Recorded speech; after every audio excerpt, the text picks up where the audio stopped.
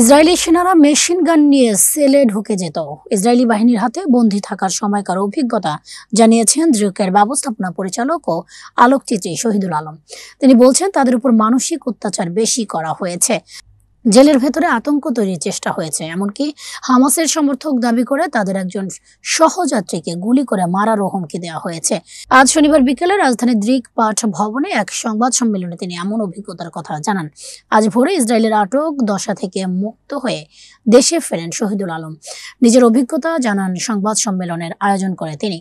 শহীদুল আলম বলেন, আটক করে জাহাজ থেকে নামানোর পর তাদের উপর অনেক ধরনের নির্যাতন করা হয়েছে, তবে এর মধ্যে মানসিক নির্যাতন বেশি করা হয়েছে। তিনি বলেন, তাদের হাত পেছনে নিয়ে বেঁধে যেখানে হাঁটু মুড়ে বসানো হয়েছিল সেখানে ইসরায়েলি বাহিনীর আগের থেকে মূত্রত্যাগ করেছিল। এরপর তার বাংলাদেশি পাসপোর্ট ইসরায়েল বাহিনী ফেলে দেয়। তিনি যতবার সেটি তুলেছেন ততবার তার উপর চড়াও হয়েছে। সে সময় নিজেদের মধ্যে কথা বলার অন্য দুজন সহযাত্রীকে মেশিন গানের ব্যারেল দিয়ে আঘাত করা হয়েছে বলেও জানান তিনি। শহীদুল আলম জানান, মরুভূমির মধ্যে ইসরায়েলের সবচেয়ে গোপনীয় কারাগারে তাদের রাখা হয়। সেখানে অন্য জাহাজ থেকে আটক হওয়া আরেকজন সহযাত্রী তাকে জানান, ইসরায়েলি বাহিনী ওই ব্যক্তিকে আটক করার পর বলেছিল, তুমি হামাসের এজেন্ট, ভেতরে নিয়ে তোমাকে গুলি করা হবে।